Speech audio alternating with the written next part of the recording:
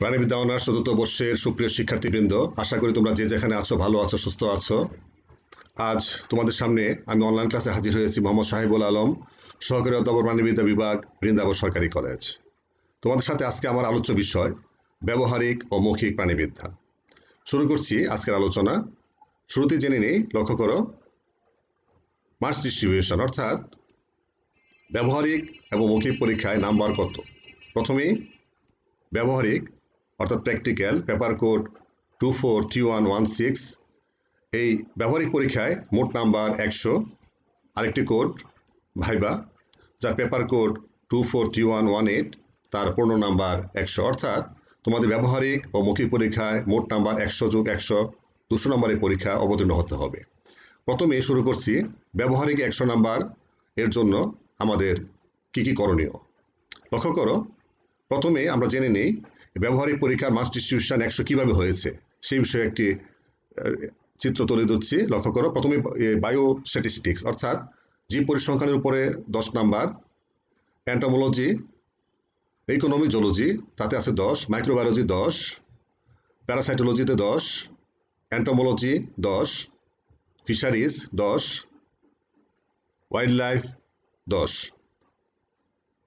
Class নোটবুকে আছে 10 এবং সবশেষে একটি সায়েন্টিফিক রিপোর্ট, তার মানে শিক্ষা সফর, যেটি তোমাদের মোট নাম্বার থাকবে 20।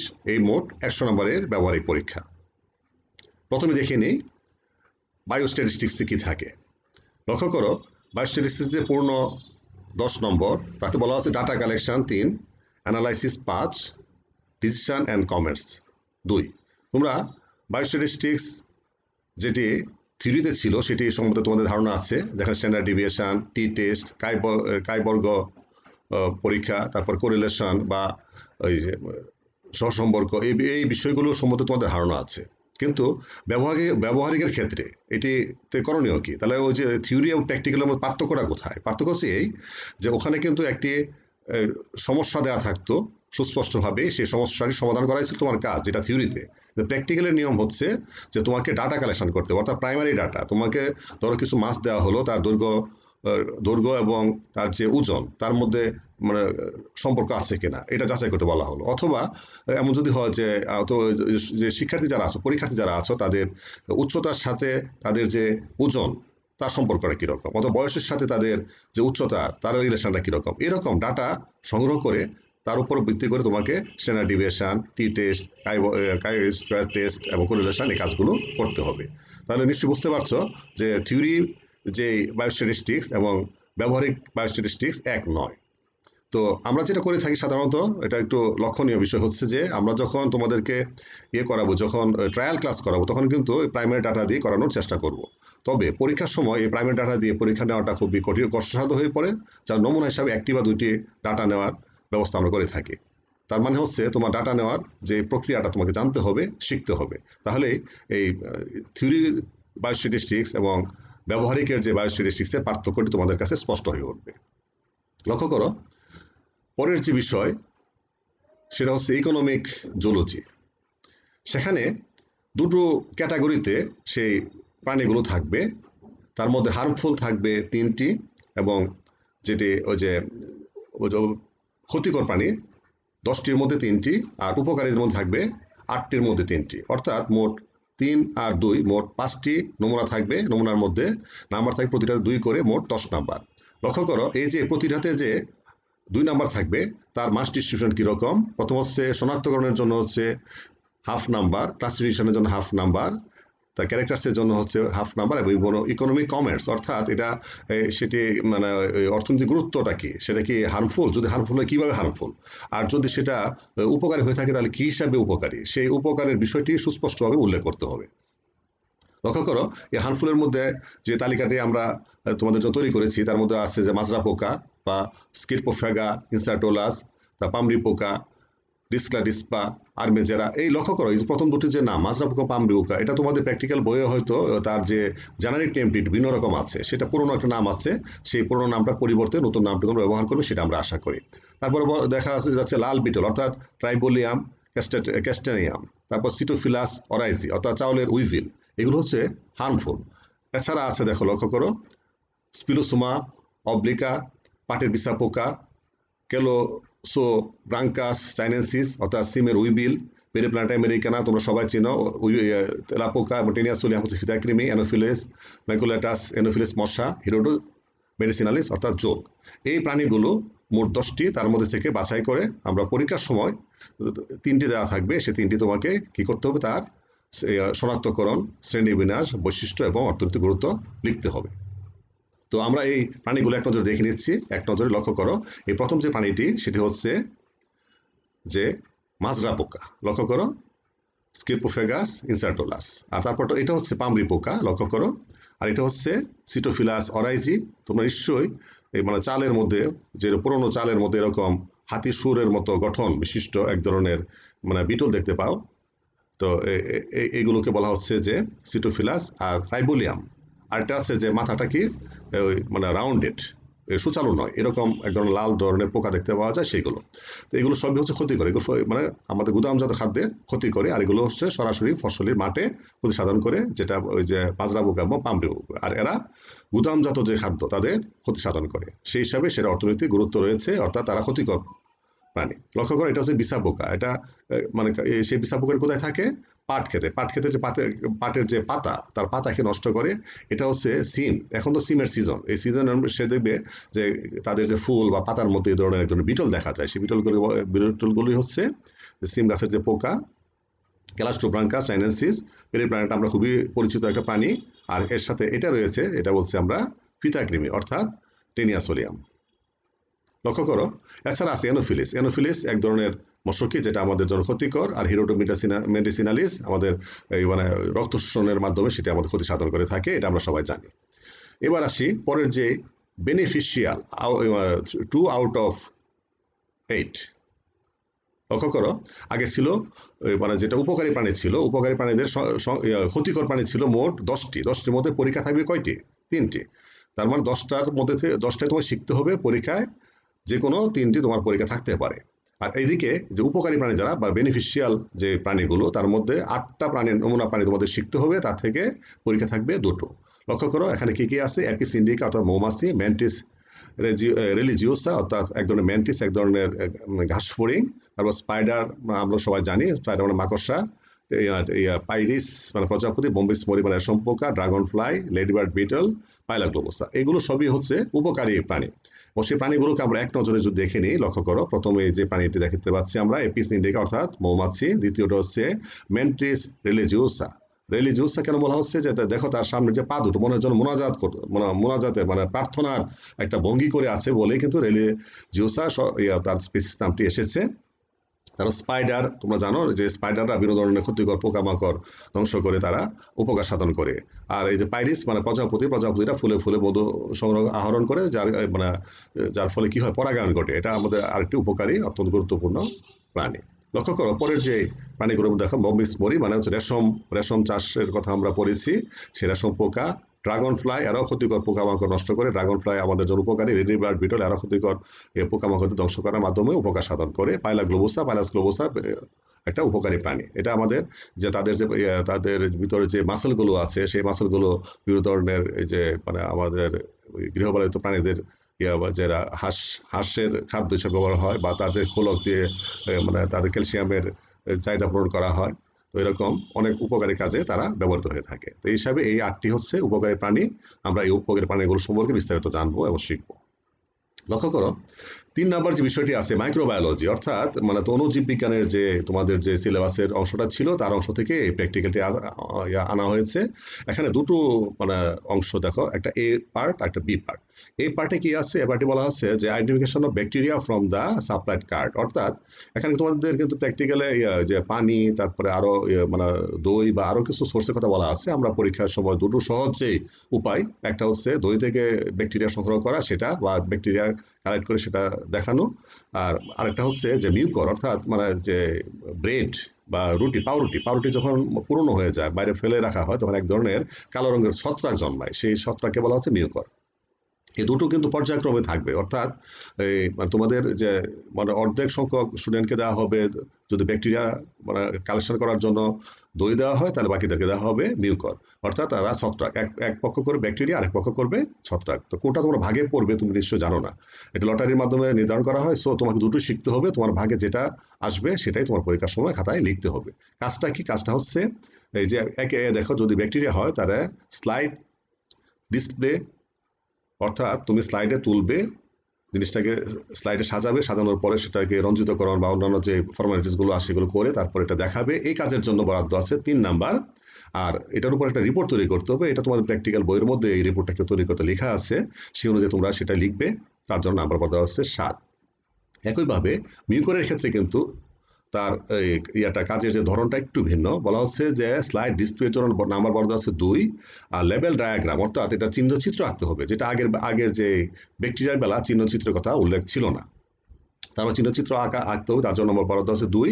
এবং স্ট্রাকচার ডেসক্রিপশন, অর্থাৎ তার যে গাঠনিক বৈশিষ্ট্য তার বর্ণনা করতে হবে, তার জন্য বরাদ্দ আছে মোট 6 নাম্বার। এই মোট 10 নাম্বার। অর্থাৎ তার মানে দাঁড়াচ্ছে যে এ এবং বি এর মধ্যে কোনো একটি তোমার ভাগে পড়বে, যেটা তোমার ভাগে পড়বে সেই অনুপাতেই তোমাকে লিখতে হবে। যদি সেটা ব্যাকটেরিয়া তোমার ভাগে পড়ে, তোমাকে কি দুটো কাজ করতে হবে, এক হচ্ছে দেখানো, একটা হচ্ছে রিপোর্ট তৈরি করা। আর যদি সেটা হয় মিউকর হয়, তাহলে তোমাকে এটাকে দেখাইতে হবে স্লাইডে, তারপর এটাকে একটা চিত্র আঁকতে হবে, তার ডেসক্রিপশনটা লিখতে হবে। আশা করি তোমরা বিষয়টা বুঝতে পেরেছো। পরের যে বিষয়টি আমরা একটু লক্ষ্য করো, এখানে আমরা চিত্র একটু দেখাচ্ছি। ব্যাকটেরিয়াতে যখন আমরা দই তো ঘন থাকে, এই ঘন অবস্থায় কিন্তু স্লাইডে দেওয়া যায় না। এটা করতে হয় কি, এই দইয়ের সাথে অল্প পরিমাণ পানি মিশিয়ে সেটাকে পাতলা করে নিতে হয়। পাতলা করার পরে সেটা স্লাইডে দিতে হয়, 1 ফোঁটা নেওয়ার পরে সেটার মতো কি করতে হবে, শেডিং করতে হবে। অর্থাৎ এই ইউসিন নামক যে মানে লালচে গোলাপি রঙের যে এক ধরনের রঞ্জক আছে, সেটা দিলে তখন একটা স্পষ্ট একটা স্লাইড তৈরি হবে। এবং সেই বিন্দু এই যে সেই দেখো, লক্ষ্য করো ব্যাকটেরিয়া, সেই বিন্দু সেই মাইক্রোককাসগুলো সেটা দেখা যাবে। আর অপরদিকে যাদের মিউকর আসবে, তারা দেখো যে বাসি যে রুটিগুলোর মধ্যে যে কালো যে ছত্রাক পড়ে, এটাকে যদি আমরা খুব সূক্ষ্মভাবে মানে এখান থেকে কিছু অংশ তুলে নিয়ে মাইক্রোস্কোপে দেখি, তাহলে কিন্তু এরকম ছোট এরকম মানে দেখা যাবে কালো গুটির মতো। তার আবার মেটাফোর থাকবে, তার উপরে সেই স্পোরগুলো দেখা যাবে। তো এই হচ্ছে মোটামুটি স্লাইডে যেরকম দেখা যাবে, আমরা যখন স্লাইড প্রিপেয়ার করব তখন তার একটা চিত্রটা এরকম হবে। ব্যাকটেরিয়ার ক্ষেত্রে এরকম একটা চিত্র দেখা যাবে, আর এটার বেলা মিউকরের বেলা এরকম একটা চিত্র আমরা দেখতে পাবো। লক্ষ্য করো পরের যে বিষয়, প্যারাসাইটোলজি, অর্থাৎ ওই পরজীব বিজ্ঞান, morphological study of animal, fish parasite, example Camallanus অর্থাৎ মাছের গুলকৃমি, আরগুলাস মাছের উকুন, একানোসেফালাস কন্টক মস্তকি কৃমি। লক্ষ্য করো এই প্যারাসাইটোলজির বেলা কিন্তু এটারও 2টা ক্যাটাগরি আছে, এটা তোমাদের মানে ভালোভাবে খেয়াল করতে হবে।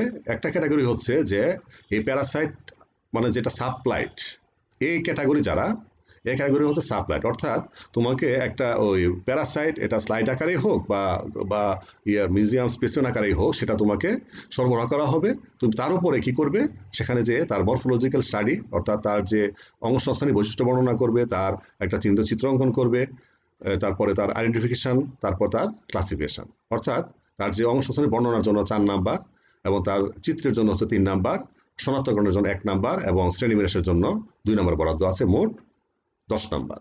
আবার তার একটা বিকল্প হচ্ছে অল্টারনেটিভ, যেটা ওই বি ক্যাটাগরি।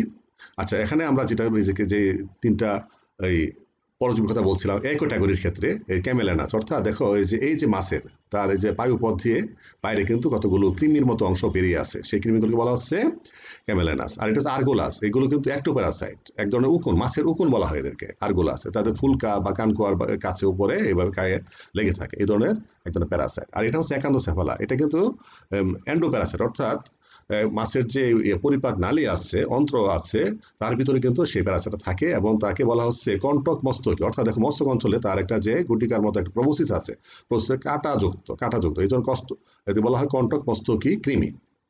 এটা কিন্তু আমরা এই যে একটা ওই যে টাকি মাছ অথবা এই যে মানে গুজি মাছ, এইসব মাছের যে পরিপাক নালী, সেটা কিন্তু কেটে তার ভিতর থেকে সেই এই ধরনের প্যারাসাইট পেতে পারি।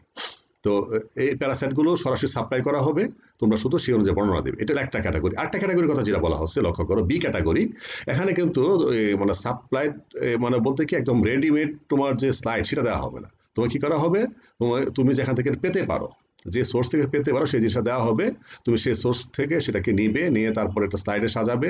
স্লাইডে মানে টেম্পোরারি মাউন্টিং যাকে বলা হয়, অস্থায়ী স্লাইড তৈরি করার যে প্রক্রিয়া সেটা ফলো করে এই কাজটা করতে হবে।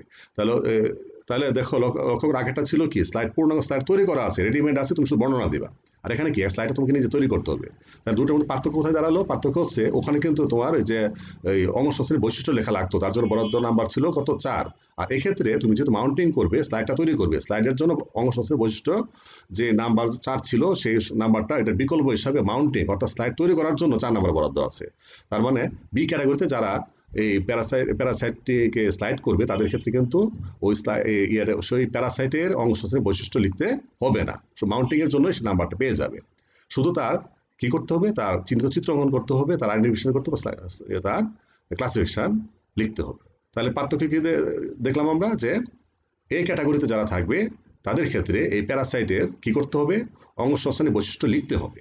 আর যারা বি ক্যাটাগরির প্যারাসাইটগুলি করবে তারা কি করবে, তারা সে অঙ্গসংশ্লেষণের বৈশিষ্ট্য লিখবে না, তার পরিবর্তে সে কি করবে, কি হিসাবে নাম্বারটা পাবে, নাম্বার পাবে সে মাউন্টিংয়ের জন্য। অর্থাৎ সে যে প্যারাসাইটটিকে স্লাইডে তোলার পরে সেটাকে রঞ্জিত করা, তাকে একটা টেম্পোরারি স্লাইড তৈরি করা, এই কাজের জন্য তোমার নাম্বার বরাদ্দ আছে 4। এই দুই ক্যাটাগরির আমাদের কিন্তু কাজই আমাকে শিখতে হবে, এবং দুটোর মধ্যে যে কোনো একটা তোমার ভাগে থাকবে। তোমার ভাগে যদি সরাসরি সাপ্লাইডটা হয়, এ ক্যাটাগরি হয়, সেটা তোমাকে করতে হবে, তুমি বি ক্যাটাগরি হয় সেটা করতে হবে। অর্থাৎ দুই ক্যাটাগরির মানে পরীক্ষার জন্যই তোমাকে প্রস্তুত থাকতে হবে। লক্ষ্য করো, আমরা যদি এই ক্যাটাগরির যে স্লাইডগুলোর কথা বলছি, যেমন পেডিকোলা সেটা হচ্ছে মাথার উকুন, তারপর সিম্যাক্স এটা হচ্ছে কি বলা হচ্ছে, এটাকে ছাড় পোকা, এটা হচ্ছে ফেসিল হেপাটিকা অর্থাৎ যকৃৎ কৃমি, এটা হচ্ছে অ্যাসকারিস লম্ব্রিকোরিস অর্থাৎ গোল কৃমি। তো এইগুলো হচ্ছে আমরা অস্থায়ী মাউন্টিং করে সেগুলো দেখাবো এবং তার বর্ণনা দেব। এবারে যে ক্যাটাগরি সেটা হচ্ছে 5 নাম্বার। লক্ষ্য করো, অ্যান্টোমোলজিতে নাম্বার বরাদ্দ আছে মোট 10, অর্থাৎ 5x2, অর্থাৎ 2টা নমুনা থাকবে, 2টা নমুনার জন্য 5×2=10।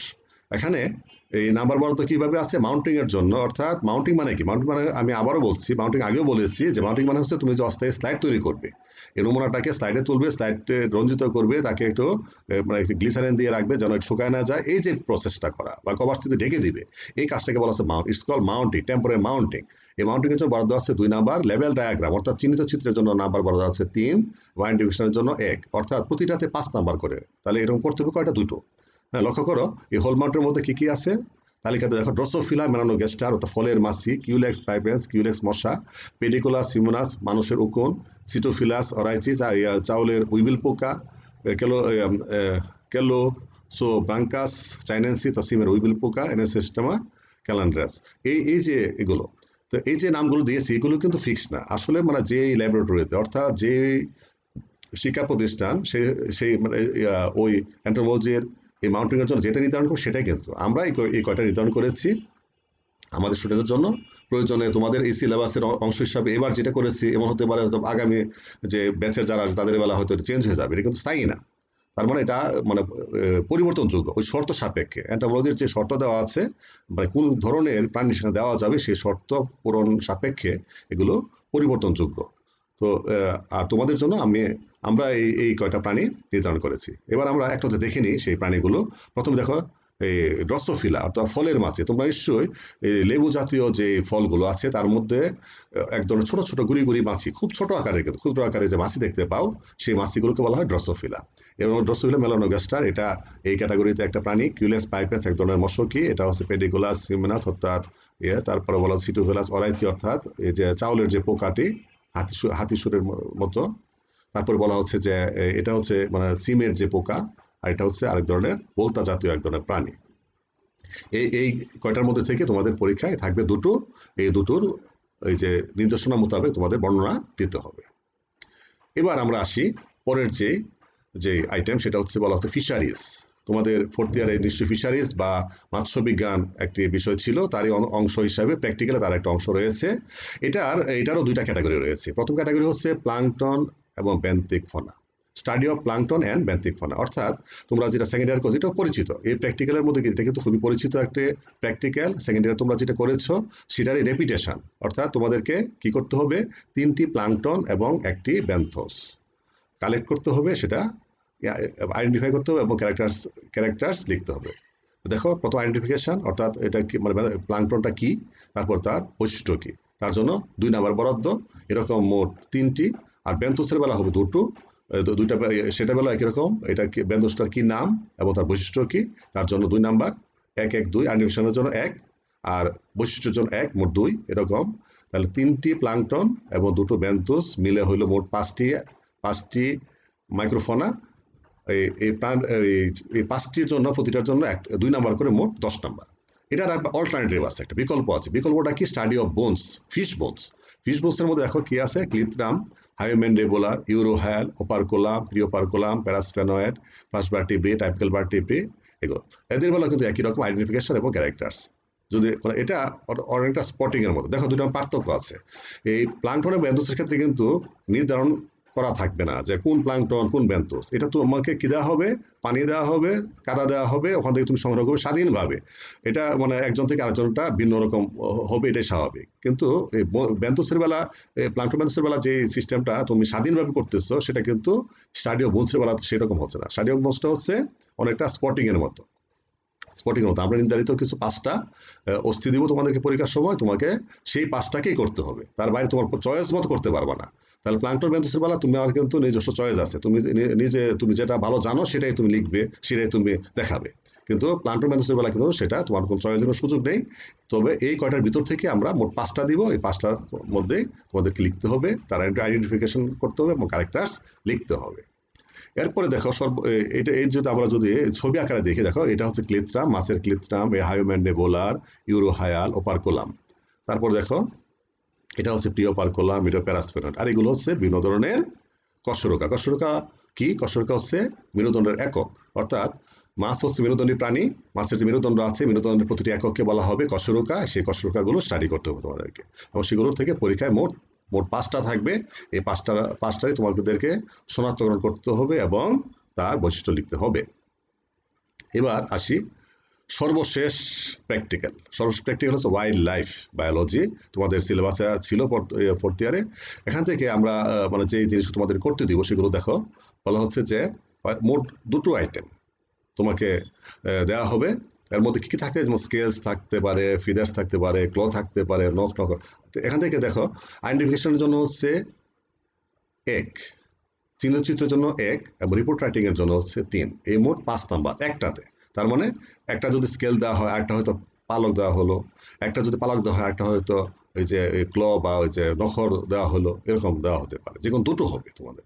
2টোর জন্য এরকম আইডেন্টিফিকেশন, লেভেল ডায়াগ্রাম এবং রিপোর্ট রাইটিং, অর্থাৎ শনাক্তকরণ, চিহ্নচিত্র এবং তার যে উপরে একটা প্রতিবেদন তৈরি করা, যেটা ব্যবহারিক বইয়ে তোমাদের উল্লেখ আছে, সেই অনুযায়ী তোমাকে শিখতে হবে। তো এখান থেকে দেখো আমরা যদি এক নজরে দেখি, এই স্কেলসের মধ্যে কি আছে? এপিডার্মাল স্কেল, ফিদারের মধ্যে রেমিজেস, রেট্রিসেস, কন্ট্রোর, ক্লর মধ্যে পার্চিং, ক্লাইম্বিং, স্ক্র্যাচিং। আমরা একটু যদি চিত্র আকারে দেখি, লক্ষ্য করো এই যে প্রাণীটা আছে, অর্থাৎ এক ধরনের পাখি। তো পাখির পায়ে দেখো এই যে আইসগুলো থাকে, এটা কিন্তু এক প্রকার আইস, এবং সেগুলোকে বলা হচ্ছে ইপিডার্মাল আইস। লক্ষ্য করো এই আইস 2 রকমের হয়, তার উৎপত্তির উপর ভিত্তি করে 2 রকম। একটা হচ্ছে এপিডার্মিস, অর্থাৎ ত্বকের যে এপিডার্মিস, সবচেয়ে উপরের যে স্তর, এপিডার্মিস স্তর থেকে যে আইস উৎপন্ন হয় তাকে বলে এপিডার্মাল আইস, যেটা এই যে সরীসৃপের ক্ষেত্রে দেখা যায় বা পাখিদের ক্ষেত্রে পাখির পায়ে দেখা যায়। আর একটা হচ্ছে ডার্মাল আইস। ডার্মাল আইস কাদের থাকে? যেমন মাছের কি হয়? মাছের হচ্ছে এপিডার্মিস না, তার নিচের যে স্তর, অর্থাৎ ডার্মিস থেকে সেটার উৎপত্তি হয়, এবং এক ধরনের পকেটের মতো গঠনের ভিতরে কিন্তু সেই মাছের আইসগুলো থাকে। তোমরা নিশ্চয়ই বড় আকারে মাছের যখন আইস খুলো, দেখা যায় একটা পকেটের ভিতর থেকে সেই আইসটা বেরিয়ে আসছে, অর্থাৎ এর উৎপত্তি হয়েছে ভিতর থেকে, বাইরে থেকে না। তো তোমাদের পরীক্ষার জন্য রাখা হয়েছে এপিডার্মাল আইস, অর্থাৎ মাছ পাখির যে পায়ের আইস অথবা সরীসৃপের যে গায়ের যে আইস, সেই আইসগুলো তোমাদেরকে শনাক্ত করতে হবে। এবার লক্ষ্য করো যে পালকের যে কথা বলছিলাম আমরা, 3 ধরনের পালক। প্রথম যে পালকটি বলা হচ্ছে রেমিজেস, অর্থাৎ এই যে ডানার যে পালকগুলোকে বলা হচ্ছে রেমিজেস। তারপরে দ্বিতীয় যে জিনিসটা আছে, এই যে তার যে লেজের যে পালক, তাকে বলে ট্রিসেস। এখন এই ডানার পালকও বড় আকারের লম্বা, এগুলো কিন্তু বড় আকারের লম্বা। চিনবো কিভাবে? চেনার উপায় হচ্ছে ডানার যে পালকগুলো, তার যে পত্র ফলক, লক্ষ্য করো তোমরা যদি দেখো পাখিটা ভালোভাবে লক্ষ্য করো, তাহলে দেখা যাবে যে ডানার পালকের যে তার যে পত্র ফলকের এক পাশ বেশ প্রশস্ত, আর এক পাশ খুব সরু থাকে।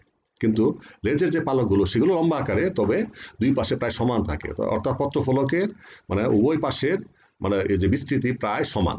তাহলে পার্থক্য কি দাঁড়ালো? রেমিজেসের ক্ষেত্রে এক পাশে একটু প্রশস্ত থাকে, আর এক পাশে সরু থাকে তার যে পত্রফলক, তার মধ্যের যে অংশ থেকে, আর এটা বেলা থেকে দুই পাশে প্রায় সমান থাকে। আর আরেকটা আছে তার গায়ের যে পালক, এগুলো আকারে মানে ক্ষুদ্র আকারে, ছোট আকারের হয়, সংক্ষিপ্ত আকারের হয়, এবং সেগুলো হচ্ছে গায়ের পালক, যাকে বলা হয় কন্ট্রোর পালক। আবার এবার দেখি আমরা যে যে তার যে নখরেরও বিভিন্ন প্রকার আছে পাখিদের মধ্যে। দেখো, এগুলো পার্সিং বার্ডস, অর্থাৎ মানে যে এই যে বিভিন্ন ডালপালাকে আঁকড়ে ধরে রাখার উপযোগী যে যে ইয়েগুলো নখরগুলো, তাকে বলা হচ্ছে পার্সিং। যেমন ধরো যে এই যে পাখিগুলো দেখো দেখো যে ডালটাকে খুব সুন্দর আঁকড়ে ধরে রাখছে, এটা হচ্ছে পার্সিং। আরটা হচ্ছে ক্লাইম্বিং।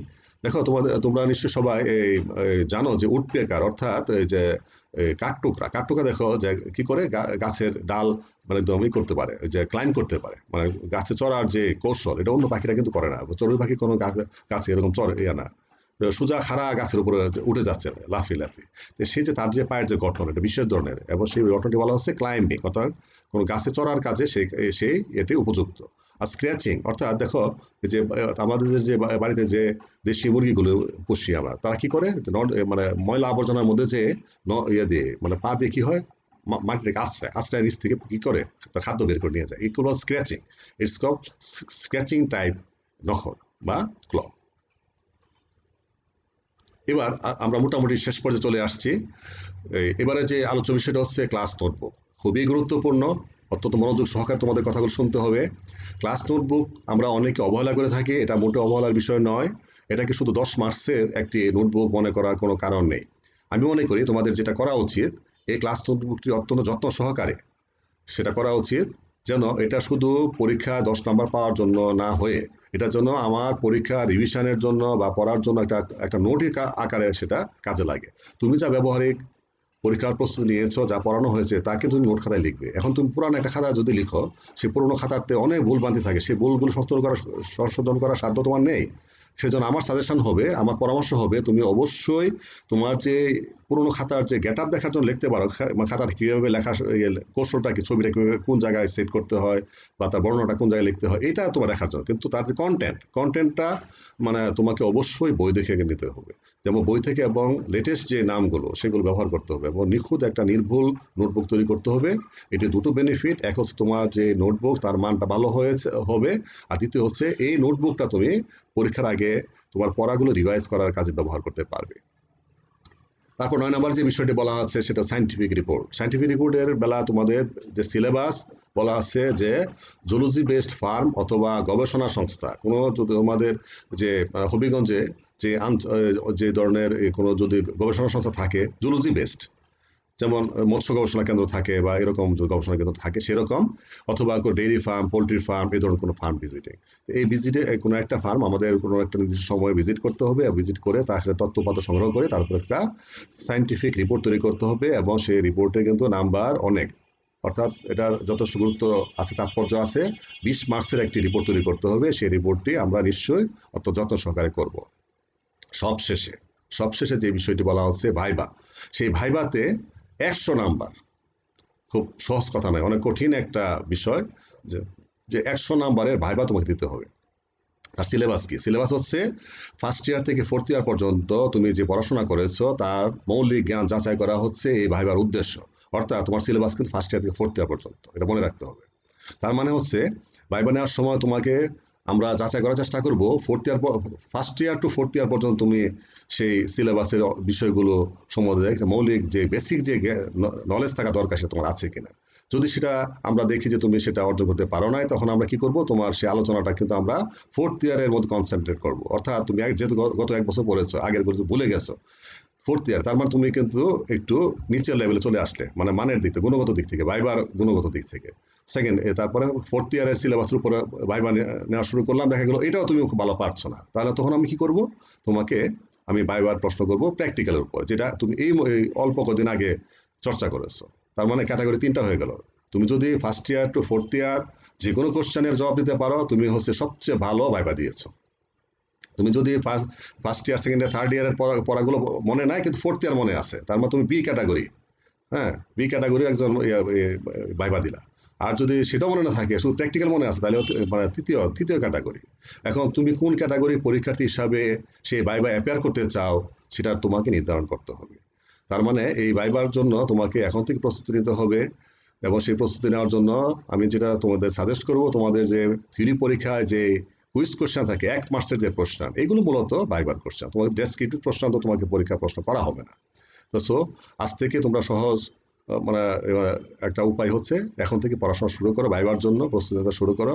তুমি তোমার সেই গ্রেডটাকে মেনটেন করার চেষ্টা করো। তুমি কি এ ক্যাটাগরির ভাইবা দিতে চাও, না বি ক্যাটাগরির ভাইবা দিতে চাও, না সি ক্যাটাগরির ভাইবা দিতে চাও?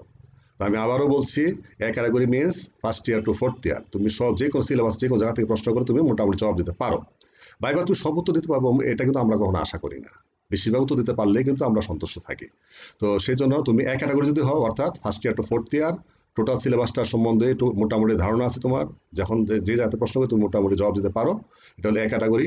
আর যদি তুমি এটা না পারো, first year second year third year এগুলো ভুলে গেছো সব, শুধু ফোর্থ ইয়ার মনে আছে, তুমি বি ক্যাটাগরির ভাইবা দিলা। আর যদি তাও না পারো, শুধু প্র্যাকটিক্যালের উপর আমি প্রশ্ন করবো, অর্থাৎ কোনো রকম তোমাকে নাম্বার একটা দিয়ে পাস করা দেওয়া হয়, তখন আমার জন্য দায়িত্ব হয়ে যাবে। তার মানে বেসিক জ্ঞান তুমি অর্জন করো না 4 বছর পড়াশোনা করা সত্ত্বেও। আশা করি এই ভাইবার বিষয় তোমরা বুঝতে পেরেছ, এবং এটা মানে একদিন বা 2 দিনে এই ভাইবার প্রস্তুতি নেওয়া সম্ভব না। তোমাকে সময় নিয়ে, এখন থেকে সময় নিয়ে পরীক্ষার আগ পর্যন্ত চেষ্টাকে চালিয়ে যেতে হবে, এবং তবেই তুমি একটা ভালো ভাইবা আশা করতে পারো। আমাদের আলোচনা আজকে এখানে শেষ করছি। সবাইকে অনেক শুভকামনা জানিয়ে, তোমাদের ভাইবা পরীক্ষা, প্র্যাকটিক্যাল পরীক্ষা ভালো হবে, তোমরা অনেক ভালো প্রস্তুতি নেবে।